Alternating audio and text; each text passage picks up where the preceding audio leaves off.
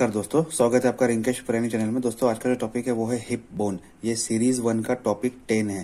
दोस्तों आज को हम देखेंगे कि ये जो हिप बोन है इसे हम लोग कह सकते हैं कि ये पेल्विस बोन भी रहती है, या बोनी पेल्विस भी हम लोग इसे कह सकते हैं, या पेल्विस ग्रिडल भी हम लोग इसे कह सकते हैं। ये आपको दिखेगा कि ये पोजिशनिंग जो दिखेगी ये हिप बोन जिसे हम कहते हैं, तो हमारे जो हिप्स एरिया रहता है हमारे बॉडी में, वहां पे ये बोन्स अवेलेबल होती हैं। ये हमारे बॉडी में टोटल 2 बोन्स रहती हैं, 2 numbers of bones available in. दोस्तों अब देखते हैं कि इसका कॉम्पोजिशन क्या है। तो पेल्विस बोन जो है ये मेनली 3 बोन से जुड़ के एक बोन बनती है at the time of birth. यानी कि हम लोग सबसे पहले देखते हैं कि ये जो ऊपर का जो पोर्शन रहता है इसे कहा जाता है कि इलियम, और नीचे का जो पोर्शन है उसे ये कहा जाता है इस्चियम, और जो लेफ्ट साइड का एक पोर्शन रहता है उसे कहा जाता है प्यूबिस। ये तीनों bone at the time of birth एक कार्टिलेज के थ्रू आपस में जुड़े रहते हैं। इस कार्टिलेज का नाम रहता है ट्राइरेडिएट कार्टिलेज। ये जैसे हम लोग एक एडल्ट पोजीशन में आ जाते हैं, जैसे 15 से 17 साल की उम्र होती है, तो धीरे धीरे ये कार्टिलेज फ्यूज होके एक बोनी शेप यानी कि एक बोन में कन्वर्ट हो जाता है। तो at the time of adult ये जो 3 बोन है ये फ्यूज होके एक ही बोन बन जाती है, जिसे हम लोग कहते हैं कि पेल्विस बोन या फिर हिप बोन। तो यहाँ पे हम लोग आप देख रहे होंगे कि ये तीनों बोन्स जहां मिल रही हैं, यहाँ पे आपको एक सर्कल दिखाई दे रहा होगा। ये सर्कल को एसिटाबुलम कहा जाता है। ये एसिटाबुलम एक सॉकेट टाइप शेप रहता है जो पेल्विस बोन का एक पार्ट रहता है। इस पार्ट से फेमर बोन का जो हेड रहता है वो यहाँ पे जुड़ता है, जो जुड़ के हिप ज्वाइंट यहाँ पे तैयार कर। तो दोस्तों सबसे पहले हम लोग देखते हैं कि इलियम पार्ट जो है सबसे बड़ा पार्ट रहता है पेल्विस बोन का। तो ये देखते हैं हम लोग कि इसके जो डिफरेंट पार्ट्स रहते हैं उसके बारे में हम लोग पहले जान लेते हैं। तो ये जो पोर्शन आप देख रहे हैं कि जो बड़ा है ये विंग्स के जैसा आपको दिखेगा, एक फीदर की तरह दिखेगा, तो इसे कहा जाता है विंग्स ऑफ इलियम। तो यहाँ पे हम लोग देखते हैं कि ये एक मार्जिन टाइप एक बना रहता है, जो ये हम लोग अपने कमर पे हम लोग ये पोर्शन फील भी कर सकते हैं हाथ लगा के। तो ये इस पोर्शन का नाम रहता है इलियक क्रेस्ट। उसके बाद हम लोग देखते हैं कि आगे के पॉइंट बताने से पहले कुछ पॉइंट यहाँ में क्लियर कर लूं कि हमारे बॉडी में जब भी कोई पोजीशनिंग का डिस्कशन होता है तो उसमें एंटेरियर, पोस्टेरियर और सुपीरियर और इन्फीरियर का डिस्कशन रहता है। एंटेरियर मतलब आगे की साइड, पोस्टेरियर मतलब पीछे की साइड, सुपीरियर मतलब ऊपर की साइड, और इन्फीरियर मतलब नीचे की साइड।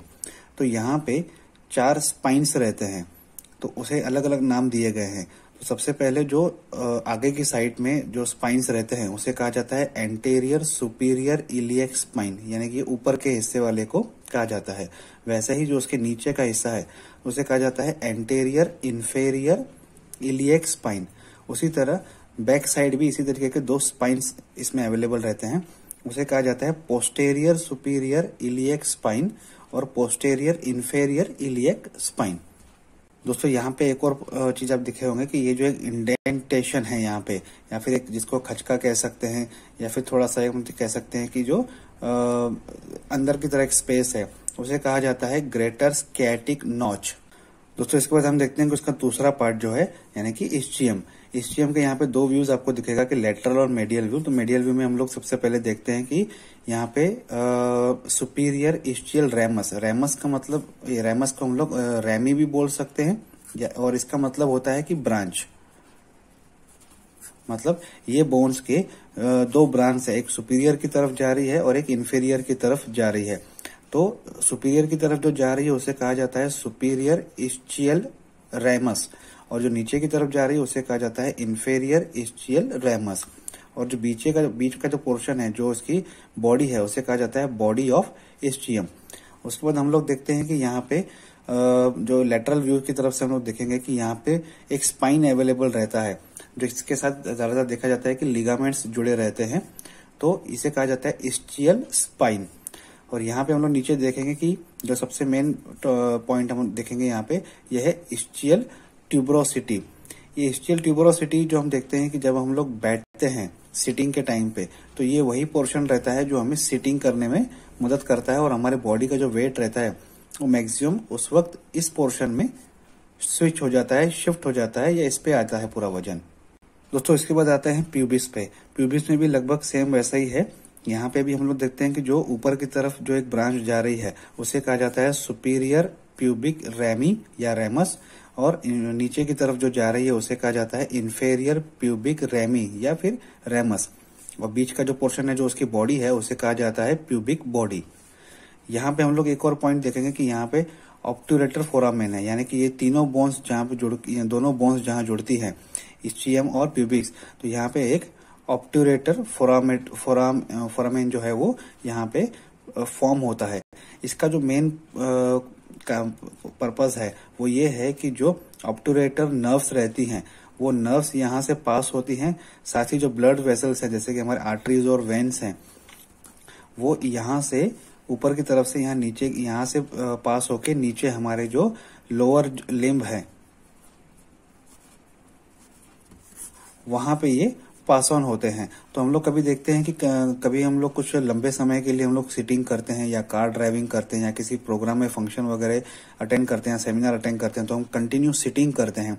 तो उसके बाद जब हम लोग उठते हैं तो देखते हैं कि हमारे पैर में थोड़ा सा नींद जैसा लगता है या फिर ब्लड सर्कुलेशन स्लो लगता है।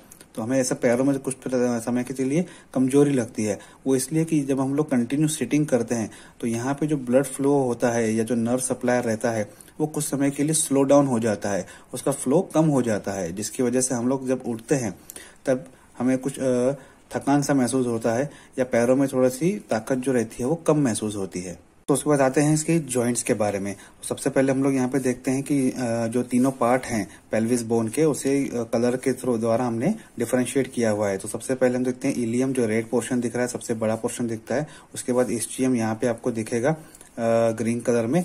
उसके बाद प्यूबिस है जो येलो कलर में आपको यहाँ पे दिखाई देगा। सेम इस्चियल स्पाइन जो आपको यहाँ पे दिखाई दे रहा है। उसके बाद इस्चियल ट्यूबरोसिटी जिसके बारे में हमने अभी शेयर किया, और साथ ही ऑब्ट्यूरेटर फोरामेन यहाँ से आपको दिखेगा, और ये एसिटाबुलम जिससे हिप जॉइंट जो है वो यहाँ पे रेडी होता है। ये जो पोर्शन है ये वर्टेब्रल कॉलम का सबसे नीचे वाला पोर्शन है, इसे कहा जाता है सैक्रम और कॉकिक्स। ये नीचे की जो है इसे कहा जाता है कॉकिक्स, और ये जो पोर्शन है ये जो फ्यूज रहता है इसे कहा जाता है सैक्रम। तो यहाँ पे हम लोग देखेंगे कि जो 3 ज्वाइंट्स हम लोग इसके बारे में बात करेंगे। सबसे पहले है सैक्रोइलियक ज्वाइंट, यानी कि ये जो ज्वाइंट है यानी कि सैक्रम और इलियक बोन जहाँ पे जुड़ती है इसे कहा जाता है सैक्रोइलियक ज्वाइंट। उसके बाद हम लोग देखेंगे कि प्यूबिक सिम्फेसिस, यानी कि ये जो 2 बोन है प्यूबिस बोन है, ये जो जहाँ पे ज्वाइंट होती है उसे कहा जाता है प्यूबिक सिम्फेसिस। उसके बाद हम लोग देखेंगे कि तीसरा जो ज्वाइंट है हिप ज्वाइंट, जो हमने पहले यहाँ पे शेयर किया हुआ है, जो यहाँ पे एसिटाबुलम और head of the femur bone से जुड़ता है, जुड़ के जो एक ज्वाइंट बनता है हिप ज्वाइंट, उसे कहा जाता है हिप ज्वाइंट और या फिर एसिटाबुलोफेमुलर ज्वाइंट। तो दोस्तों आज का टॉपिक यहीं तक था। वीडियो अच्छा लगे तो लाइक शेयर सब्सक्राइब कमेंट जरूर कीजिएगा। Thank you.